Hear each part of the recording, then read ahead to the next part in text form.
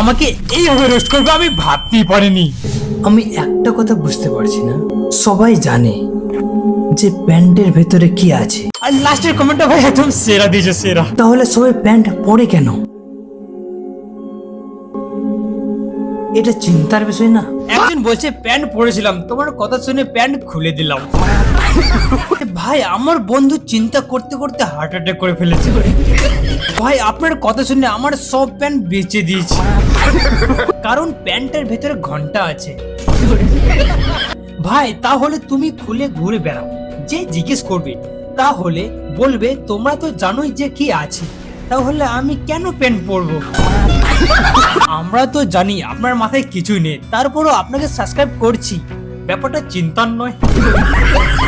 ভাই আমি স্বর্গ থেকে দেখছি প্যান্টের ভেতরে ইঁদুর লুকে আছে।